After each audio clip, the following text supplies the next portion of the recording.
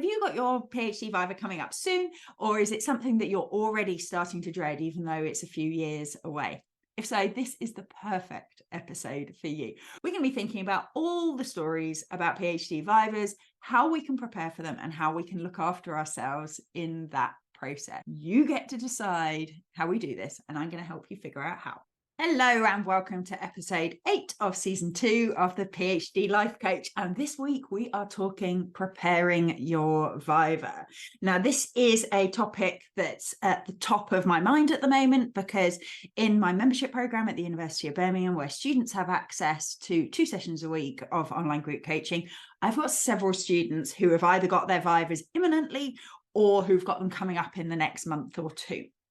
I've been coaching on this a lot recently and really getting an insight into the thoughts and feelings that people experience in this period. I want to contextualize, first of all, that this does depend to some extent on what country you're doing your PhD in. There's very different structures for Vivas or defenses in different countries. In some countries, some parts of mainland Europe, for example, you've essentially passed your PhD before you go into your defense, and it's more of a public display. You do a talk and answer some questions, but the idea is to share and celebrate. Now, I'm not saying that's not stressful. There may be other thoughts around that. But in the UK, the Viva is the point at which your examiners really decide whether they're going to give you the PhD or not, and how many changes they're going to ask you to do in order to pass. You can, of course, get an outright fail. It's highly unusual to get that in your first Viva. But what this means is it feels like a really high stakes assessment, and it's something that is different than people have done before. It's something that you've been working towards for 3 to 4 years, often even more if you're a part-time student, for example, who've taken leave of absences. And so it can feel like this massive, massive thing. And if you're feeling that at the moment, that's really understandable. There is nothing wrong with you. I did a little shout out on my social media and also within my membership. So within my membership, we have a Slack channel where we can all talk to each other. And there were so many thoughts that people were having about their PhD Viva. They were worried they were going to get defensive when they were criticized. They were worried that maybe the process wouldn't be fair because different people have different examiners. They were concerned that they didn't know what they should be doing in this gap between handing in and doing the Viva, and that they might do the wrong things. They're worried they're not good enough, that they'll say something stupid.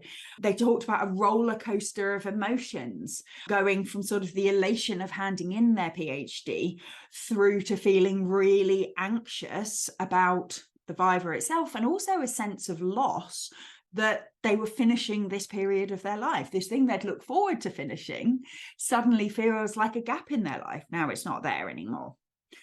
And then people have these perceptions of what the Viva is going to be like as well. We all hear disaster stories of when it went on for 8 hours and the person got major mods anyway, and all of these things. We hear all the big stories and we worry that it's going to be terrible.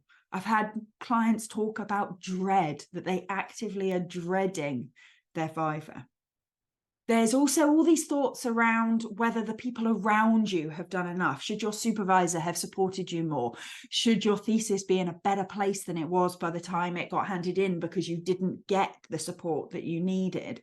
About whether you've even got the right examiners, whether you should have had more input into who those examiners were, whether your supervisors have picked the right people. So many thoughts and so many stories.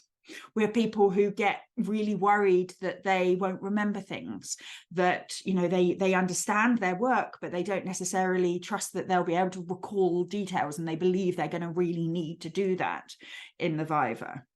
And then we have people who worry about the emotions they'll experience. They worry now that they'll get really anxious in the Viva. Maybe they're worried they'll panic in the Viva. Maybe they're worried they just won't say anything because they'll go into like a freeze stress response. All of these things are very, very normal. But as usual, they don't have to be inevitable. It doesn't have to feel like this. The problems don't come when we have these thoughts and feelings. The problems come when we unquestioningly accept them, take them as truth, and believe we have to just fight or experience all these emotions. And what we're going to think about today is some alternative ways that you can think about this period of time so that you can decide what you need to spend it doing. Because depending on what you're feeling and depending on what your thoughts are and depending on your beliefs about there are very different ways that you can spend this time. There is no right answer. You get to decide what works for you. But let's figure out how we can decide that in a way that's really got your best interests at heart, rather than a sense that you should be doing something in particular. As usual, I'm going to finish with some tips from me based on my experience as an examiner, a chair in PhD vivas, and as a supervisor of a bunch of PhD students who have got successfully through their vivas. So let's get started. First, I'd really recommend you figure out where you are at. And by you, I don't mean your thesis. I don't mean looking through and figuring out what you did well and what you did badly and how you're going to defend it in the viva. I mean you. How are you at the moment? What are the feelings you're experiencing? What are the thoughts you're having? Let's try and identify those before we do anything else.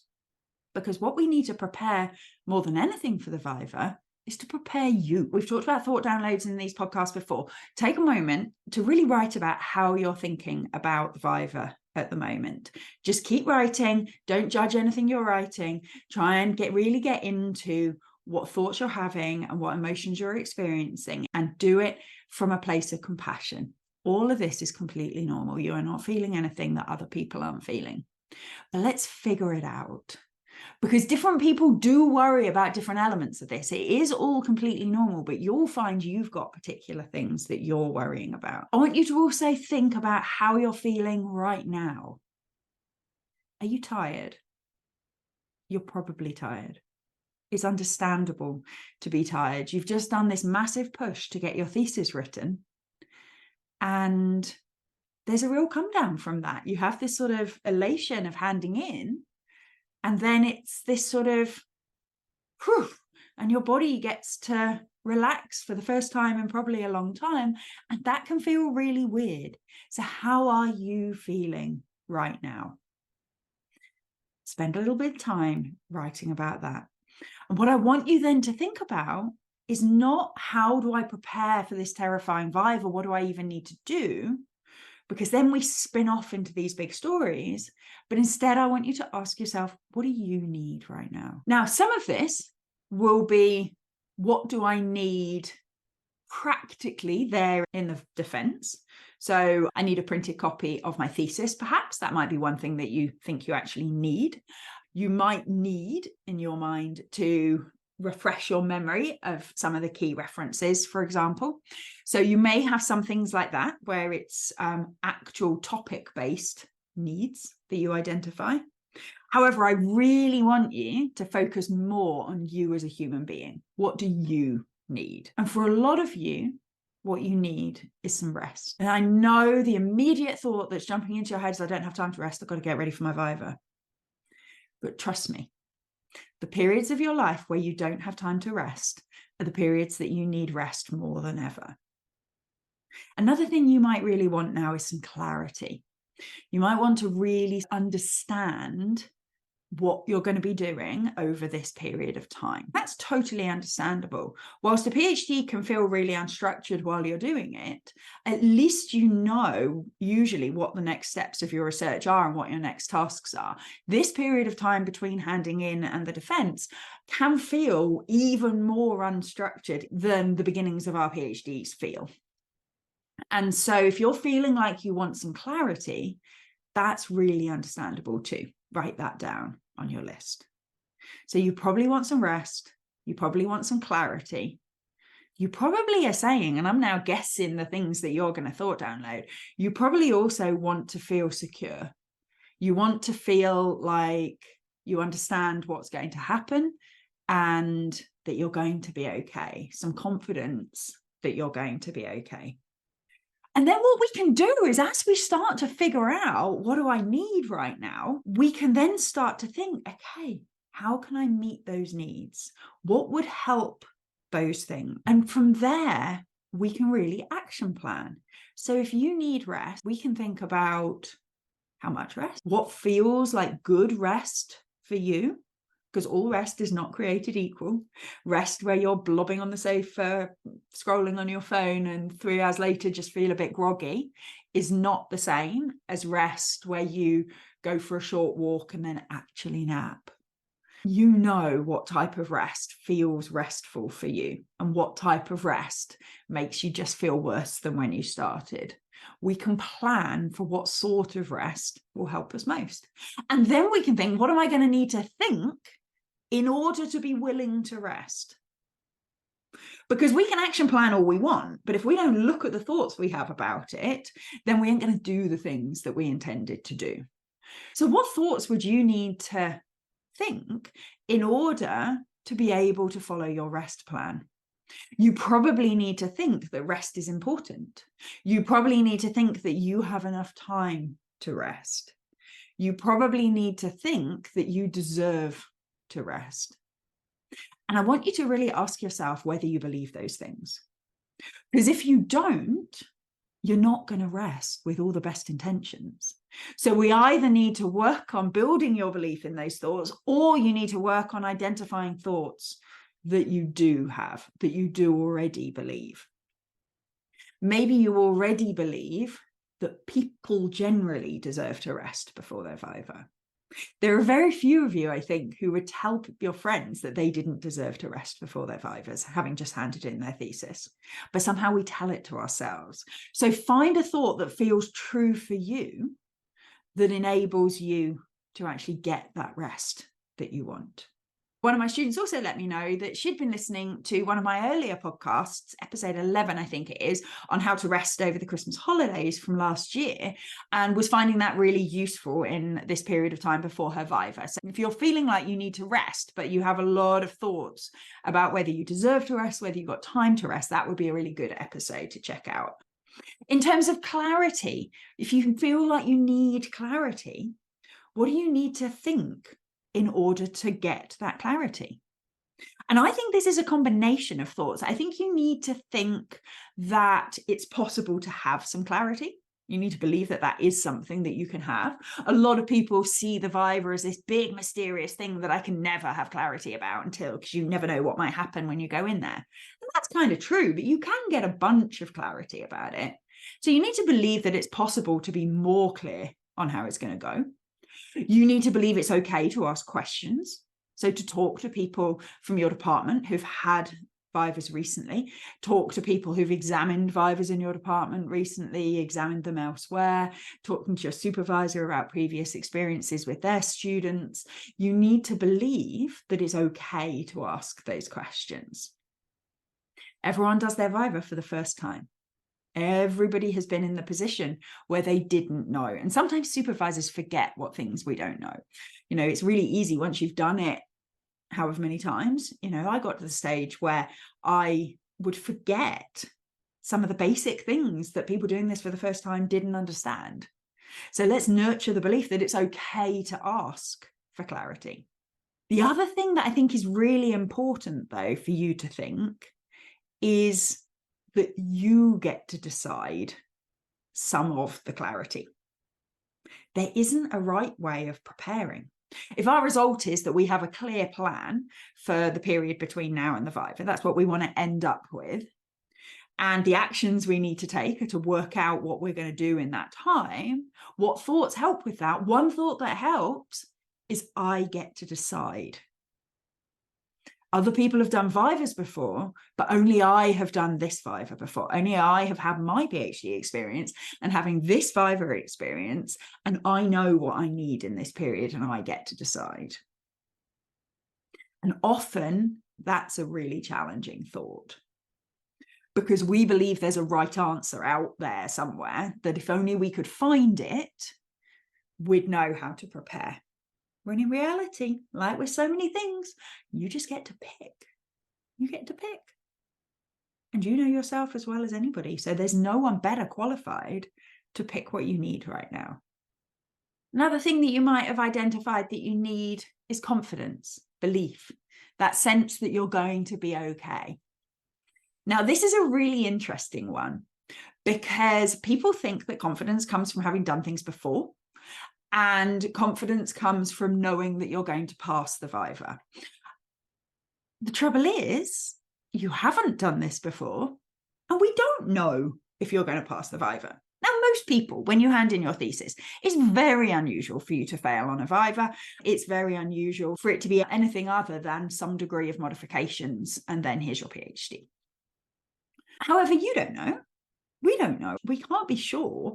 And the trouble is, people try and reassure us by saying, you know, you'll be okay. It's like, but what if I'm not?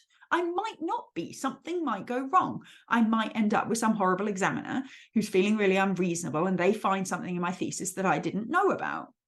It might happen. And so trying to get confidence from saying it's not going to can be a bit of a losing battle. What I would really encourage you instead is to build confidence from knowing that you will be okay, whatever happens. From knowing that in that viva, you are going to look after yourself, and that after the viva, no matter what happens, you are going to be kind to yourself, and you are going to put the support in place that you need to be okay. I can't remember whether I ever talked about this on the podcast before. I once took part in a competition called Fame Lab, where it's a science communication competition. I was on stage at the Bloomsbury Theatre and I forgot all my words. I hadn't anticipated it happening. I wasn't even that nervous about it, to be honest. But I completely forgot my words and just froze on stage in front of hundreds of people and streaming live on the internet. It was a joy. I think I might have mentioned this before. But anyway, what made that okay wasn't that I stopped something awful happening, because something awful did happen. It was pretty embarrassing. But what made it okay was that I was really kind to myself afterwards. I didn't beat myself up about how I'd made a fool of myself. I didn't tell myself terrible things about myself. I didn't beat myself up about how much more rehearsal I should have done or any of those things. I just said, well, that sucked. How can I look after you? And I was nice to myself. I actually ended up making a video about the experience. You can find that on YouTube if you look. And you can do the same. Whatever happens in your viva, you can choose to be really nice about yourself and to remind yourself that you did your best here and that you've worked really hard for this, and that whatever happens, you're going to keep being kind to yourself. You're not going to say terrible things to yourself, and you're going to sort out whatever you need to sort out after the viva, whether that's minor typos for your minor modifications, or whether it's a bigger piece of work that you still need to complete. We can decide in advance that we're going to be nice to ourselves throughout the whole process. So far, we've really been thinking about what do you need in this period between handing in and going to the viva. So what do you need over this preparation period? What I want you to also spend some time thinking is, what do I need on the day? How do I want to feel? What do I need to set up in advance so that I can feel those things? And one thing I would really encourage you to do is to plan in advance what you're going to think on the day. And again, we've talked about to think lists before, and they can sometimes be a bit of a weird concept for people, because obviously action is useful. We know that. We know we have to actually do things to get anything done. But pre-planning what you're going to think on the day can be really, really helpful. Having a little sentence that resonates with you, that you go back to when you feel anxious, is really helpful. I will chuck some in for you. I know this work better than anybody else, and I guarantee that's true. Your examiners might know some of the background better than you do, or at least as well as you do, but your work, you know better than anybody else. Another thought that I would recommend: it doesn't have to be perfect, which is true. Often people have this feeling that if there's anything they don't know in the viva, then they're going to get major modifications and it's going to be horrendous and it's going to take another year and blah, blah, blah. It's not true. You're allowed to have bits in the viva where you just don't know the answer. You're allowed to have bits in the viva where you say, yeah, I can't actually remember why we did that. I mean, this would be logical, I guess, but I can't really remember. That's okay.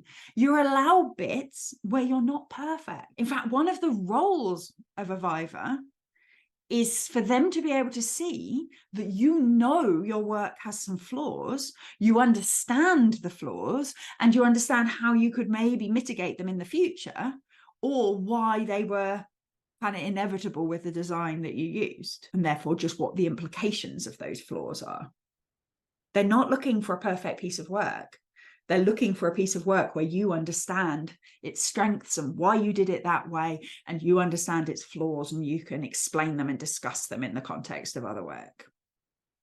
So a thought, this doesn't have to be perfect, can be really useful.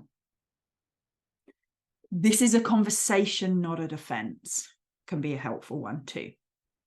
And in an awful lot of Viva experiences that I've overseen during my academic career, people have come out going, that was actually really nice. Who knew? And it's like, tried to tell you that.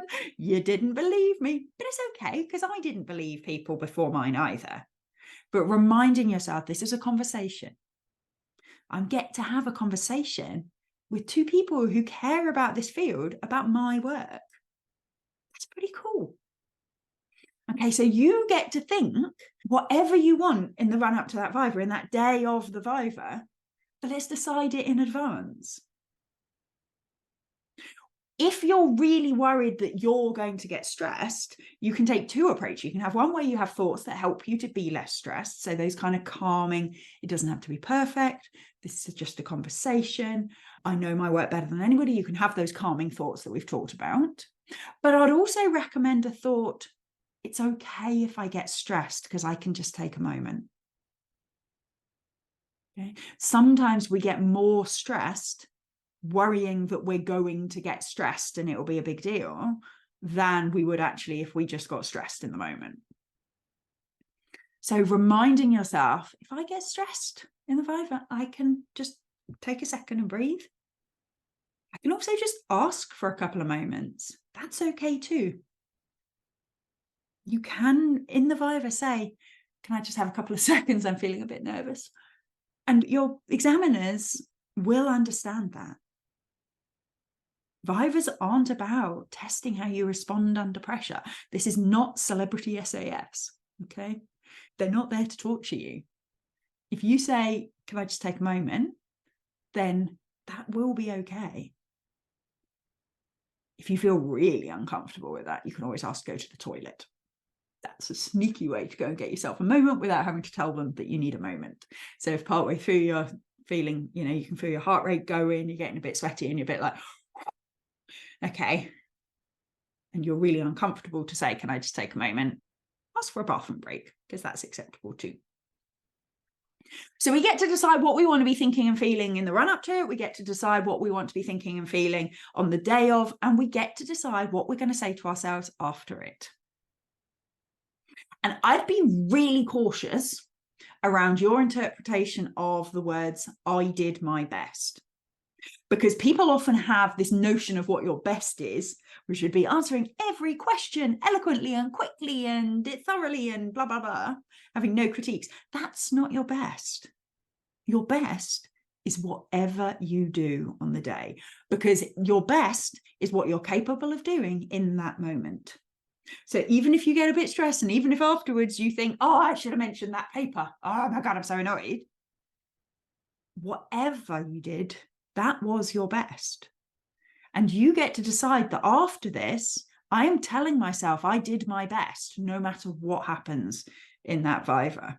I'm telling myself I'm proud of myself, no matter what happens in that Viva.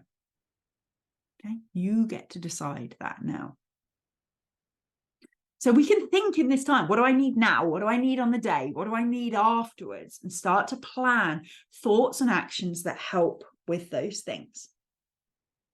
I think this is also a really important moment to start talking about something that in my form of coaching we call the manual, which is our expectations of others. And it's really easy, particularly when we're under stress ourselves, to have expectations about how other people should be behaving. So how much support our supervisors should be giving us, how our examiners should behave on the day, how our family and friends and partners should be supporting us in the run up to our Viva. There's no issue with having expectations of other people. We all have expectations of other people. We all have hopes as to how people will behave. In some situations, you may be able to request things you want from those people. So if sitting down and doing a mock Viva with your supervisor would be useful, ask. If your partner bringing you hot drinks while you look through your thesis and make some notes would be useful and just make you feel looked after, ask. You can make requests of other people. But the reason we call it a manual is because ultimately our manual for other people, they don't have to follow it. Unfortunately, every individual in this world gets to decide what they're going to do. And that's driven by a whole bunch of things. And sometimes that can be really annoying, because sometimes you might look at your supervisor and think, you should be supporting me differently right now. Or thinking to the examiner, you're being really mean and you shouldn't be. Or thinking to your family, you should understand how stressed I am and you don't.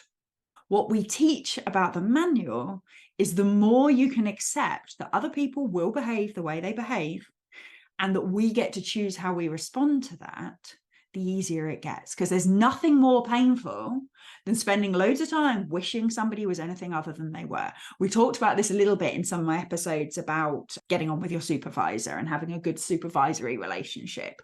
So if in the run up to your viva, you're still struggling with that, those could be some useful episodes to do.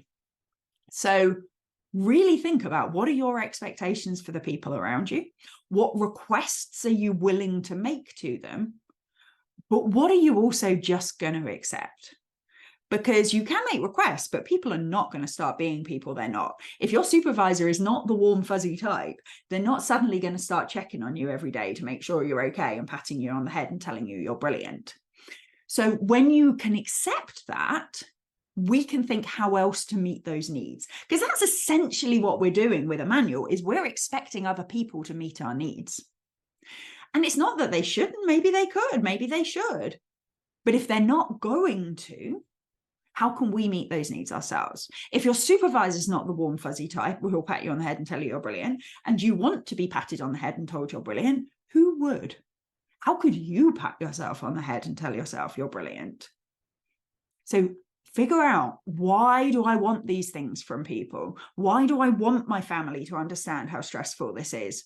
Because I need validation that it's okay that I'm stressed. Cool. Where can you get that from? You can get that from other people who've been through it. You can get that from yourself. Yourself is always a good source of these things.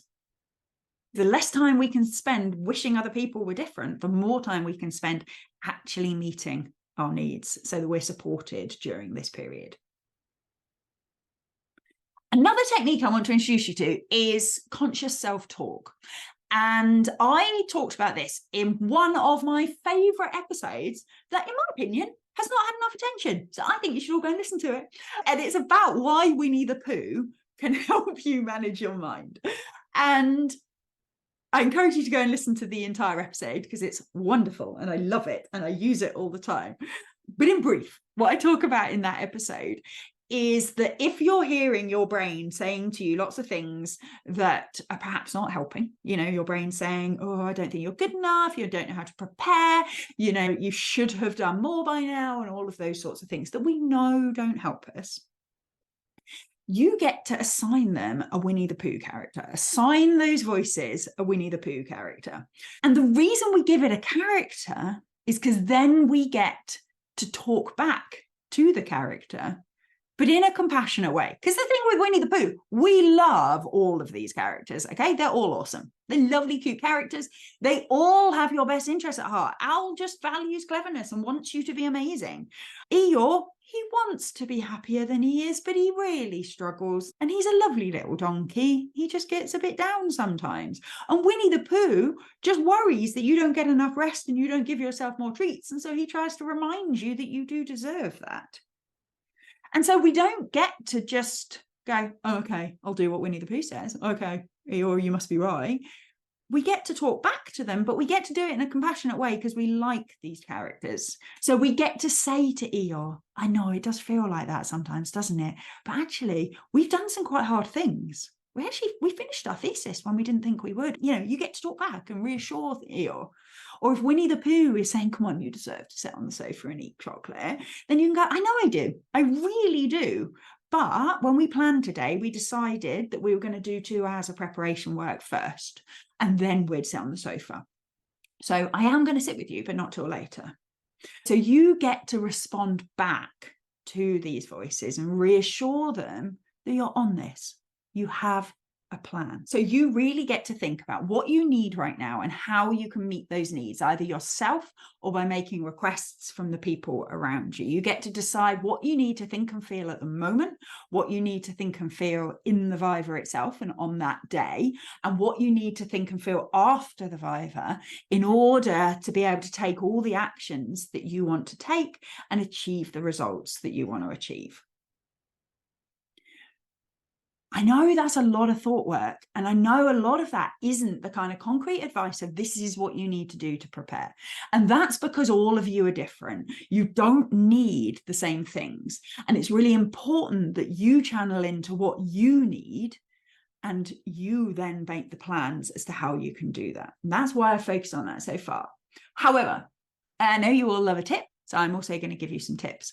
Things that I would really recommend: schedule your rest, schedule your work time. I talk about this in the How to Rest episode. So decide in advance, at least a day in advance, usually a week in advance, when you are going to do different things, so that you aren't resting while thinking you should be working and working when you think you should be resting and actually not really achieving either. Okay, so try to schedule that stuff out so that you know when you're doing the different things.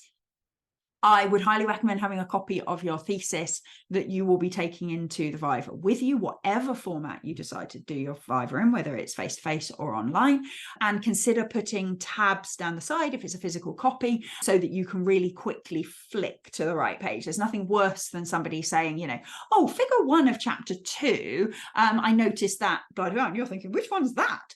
Get it so that you can just put tabs in and really quickly find them there in the moment. It can really help you not feel so flustered because you're not kind of doing flustered actions looking for the pages. Another tip, and this is kind of getting back into thought work, but is remember that your circumstances don't dictate your feelings. So some people get very worried about whether their Viva's online or whether it's in a room, and if they have the choice, which they should choose, or if it's been imposed on them, whether that's a good thing or not. Your circumstances do not create your feelings. The thoughts that you have about them do. So just decide, or just accept what you've been given and think the thoughts that this is the best decision ever. So if your Viva is going to be online, or you decide you want it to be online, tell yourself all the reasons why that's the best thing you've ever done in your life, why that's going to be so much better. If it's going to be in a room, tell yourself all the reasons why that's the best thing. The circumstances don't dictate it. Who your examiner is does not dictate how you feel. It's the thoughts you have about that person. You could have a super experienced examiner and your thoughts could be, oh my goodness, they're so amazing, this is terrifying, and just feel terrified. Or you could have this super experienced examiner and tell yourself, oh, they're really going to see the big picture, and I'm so lucky to have 2 hours of their time where they get to experience my work and I can chat with them about it. I'm going to learn so much. And you could feel excited or prepared or those sorts of things. So remember, circumstance doesn't drive your feelings. The thoughts that you choose to nurture, not just the ones that pop up, but the ones you choose to nurture, dictate how you're going to feel. Another tip, identify the flaws in your thesis that you can see now and be able to explain why you made those decisions and how you mitigated the flaws and what you might do differently in the future. It's one of the things when we can be calm about preparing for a Viva and accept that it's okay that there are flaws in our work, then we can actually start to be able to talk about them like academics. It's when we feel defensive about our work that we don't want people to find the flaws, and what if they spot flaws and there shouldn't be any, that actually we end up not preparing for those questions. So spend a bit of time identifying, what are the flaws? How could I have done this differently? Why didn't I? And what would I do differently next time? Okay, that's perfectly fine. Find the lists of questions online. If you go online and search common Viva questions, there's hundreds. Pick 10 and try and jot down a few notes for those. It's not a case of memorizing, but just sort of getting stuff into your mind of the sorts of things that people are likely to ask.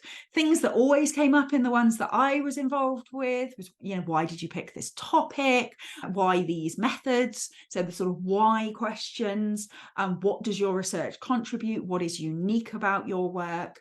Those sorts of things. If you were going to do a postdoc in this topic, what would your next experiment be or your next study be? Those sorts of things. So Google is your friend. Search for some of these questions, pick a few and try and plan a few answers to them. You don't have to memorize these, especially if you're going to be online. Please don't have post-it notes of all the right answers to everything all around you. It will freak you out. But do pre-think some of these questions, and remember that there will always be some questions that come completely out of the blue. Another tip, people get really worried about remembering authors and dates of research that you've read. As long as you can show that you know the research, you don't have to know the details. I don't remember the dates of my own papers, for goodness sake. There may be some people that can suddenly remember all this, but this isn't a memory game. This is an understanding game. So as long as you can say there was some really interesting research done where they did blah, blah, blah, blah, in my opinion, at least, supervisors, let me know whether you disagree with me or not. But in my opinion, at least, and certainly when I did investigations about this in my old university, the vast majority of staff don't care whether you can say, oh, this is from 2011 or whatever. Focus on understanding rather than memorization. My final tip is, remember, as with all things in life, you hear the stories of the dramatic ones. So you hear about the people who went through with no changes and, oh my goodness, could I do that? And you hear about the ones where it was a huge long viva and the person was awful and they asked questions that weren't even fair and so on and so forth. You don't hear about the vast majority of vivas that are absolutely bog standard. They go through, they have a nice conversation, they have a few bits that are somewhat uncomfortable because the examiners ask something that they're not quite clear on, they tidy it up, they move on to something else, they talk it through. It takes 2 to 3 hours, something like that, might vary a bit between disciplines, and then you come out with minor modifications. That's the vast majority. And you never hear those stories because they're just bog standard and boring. And so it can really create this impression that either you're going to soar and you're under pressure to get no changes, or you're going to crash and burn and it's going to be terrible, because they're the stories you hear. My final is really remind yourself that once this is done, it just doesn't matter anymore. I was an academic for 20 years. I've worked with hundreds, if not thousands, of academics in various capacities, collaborators, co-teaching modules, committees, leadership, all sorts of things. I have no idea how long they took to do their PhDs. I have no idea whether they got minor modifications or major modifications, whether the examiner said something mean to them or not. No idea. No idea. Because they got their PhDs and they did their thing. If you actually ask people, there's a huge variety, but it doesn't matter. And that's within academia, where people know what that means. Outside of academia, people haven't got a clue. Once you've got it, you've got it. Reminding yourself that the stuff that feels incredibly important now won't be in a few years' time. You'll have done this thing. And that's amazing. That's not to underestimate how tough it is in the moment, but keeping that perspective. Do you know how long your supervisor took? I bet you don't. Keeping that perspective can really help. I think back through my cohort, so the people that graduated around the same time as me. And firstly, I can't really remember many people's PhD experiences, but I also know that it really didn't dictate their careers either. There are people who I have vague recollections of flying through their vivas who are doing fine now. Other people who had a real struggle, who are now absolutely amazing sector leaders in their area and so on. It really doesn't matter in the long run. The important thing is it's another opportunity to learn to look after you while you do something challenging and important. So think about what you need and figure out how to meet those needs between now and then. And I look forward to hearing all of your success stories in due course. Thank you so much for listening, and I'll see you next week.